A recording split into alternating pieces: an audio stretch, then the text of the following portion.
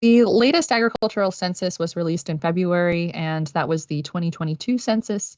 And agriculture census data is used in the annual reporting process that we complete every 5 years when it's released to complete pasture accounting for the Falls Lake and Jordan Lake watersheds. So pasture accounting is required by the agriculture rules in Falls Lake and Jordan Lake to be completed every 5 years when census data is available.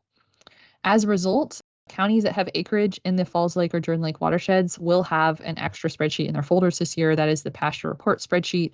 Like all the other spreadsheets, instructions are at the top. And as with the other spreadsheets, you have the ability to edit any of the data in the spreadsheet itself. But the only sections that you need to really fill in information for or adjust in any way are those boxes and cells within the spreadsheet that are highlighted in yellow. And that's as stated in the instructions and is similar to what is stated and required for the other county report spreadsheets for crop and BMP data.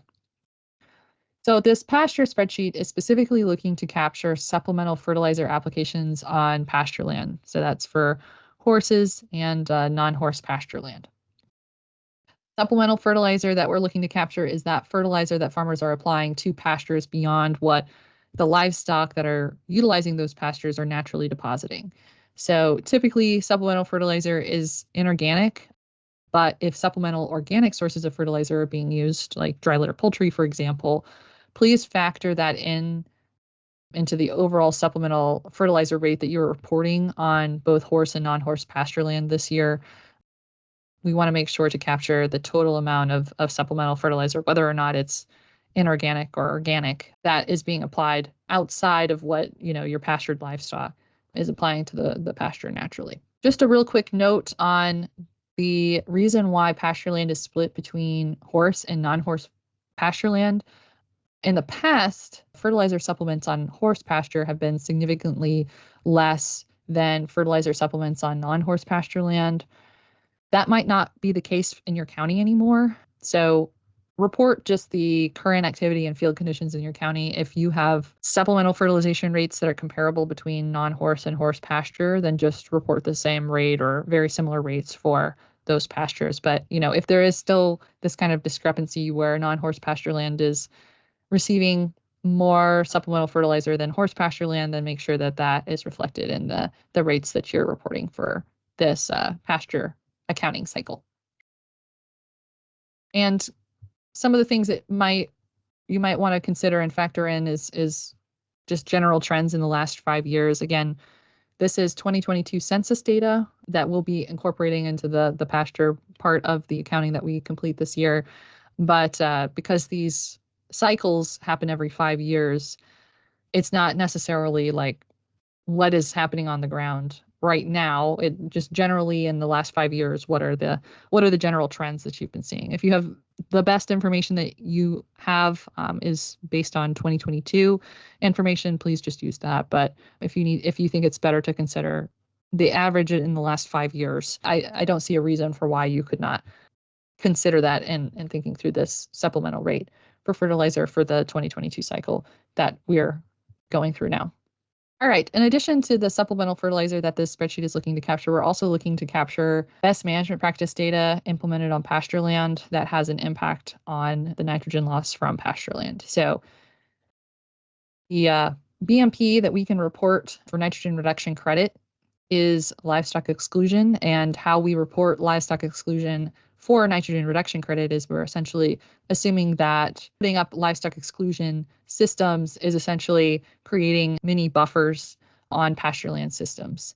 So the information that we ask for the pasture land accounting for livestock exclusion fencing is really to help us best mimic the buffer that livestock exclusion fencing is setting up on the pasture land for incorporation into our nitrogen loss estimation worksheet. So you'll see in the spreadsheet that we ask for acres affected and setback width. We use the setback width, and that should be in feet, and I'll make sure that that's clear on your spreadsheet. We use the setback width and the implemented amount in linear feet of livestock exclusion fencing to estimate an area of buffer that was implemented. And we also use the acres affected information to incorporate that into our NLU tool as well. All right, with that, I think we've covered the overall aspects of the spreadsheet and what's hoping to capture. So we'll go through the motions of completing it now. So let's say based on conversations with farmers, conversations with our cattle agents, regional agronomists, and other staff and partners, farmers that might be able to inform fertilization rates on pasture, we've determined that we did have a slight increase in the fertilization on non-horse pastures in this last cycle to be about 55 pounds of nitrogen per acre. And similarly with horse pasture, we did see an increase in the supplemental fertilizer that was added to the horse pasture as well. And so we've after having those conversations and considering the available data that we can, we've come up with those estimates. Next, we'll move down to the next section of the spreadsheet, which is exclusion. So we'll see the ag cost share program exclusion practices implemented in this last pasture accounting cycle. And for this contract, it was a supplement contract. There was an additional linear feet implemented for that contract.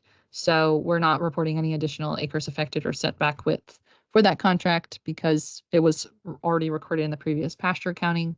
But we will for the remainder of these contracts. So we've got two original contracts here, respectively 1,500 linear feet implemented and 2,000 linear feet implemented.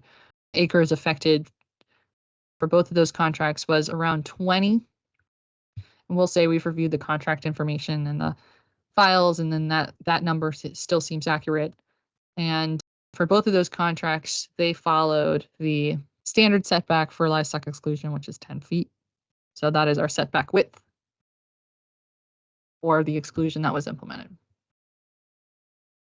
Now we're onto a supplement contract. We did have some additional exclusion fencing, it seems, implemented as part of that supplement, at 62 linear feet.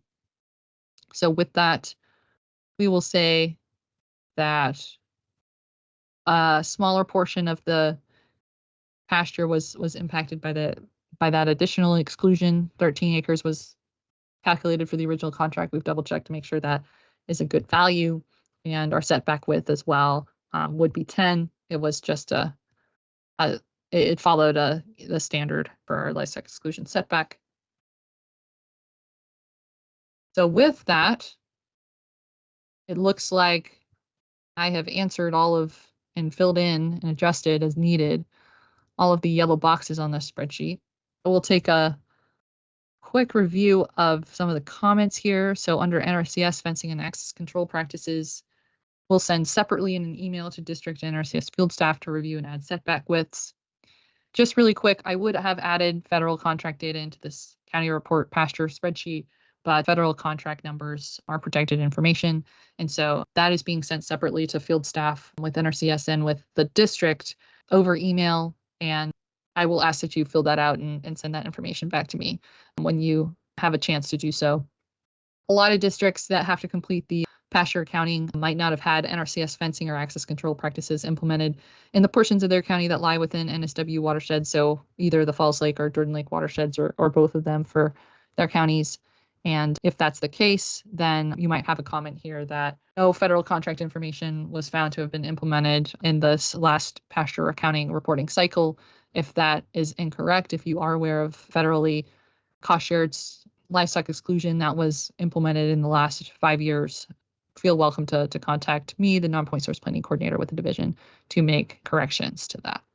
And with that, we'll go up and review the instructions again to make sure that we have completed all of the tasks associated with the spreadsheet. We filled in supplemental fertilization application rates for horse pastures and non-horse pastures. We've reported affected acres for all exclusion contracts. We've reported a best estimate setback width for exclusion contracts, and we will be reporting the federal affected acres and setback widths for any contracts that are emailed, but that will happen separately.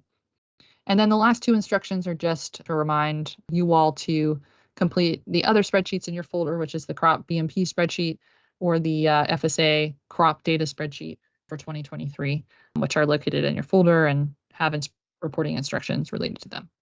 If this is the last spreadsheet that you're completing, make sure to email me, Allie Dinwiddie, the non-point source planning coordinator with the division, that you have completed all of your spreadsheets within your local advisory committee and county data report folder for this year.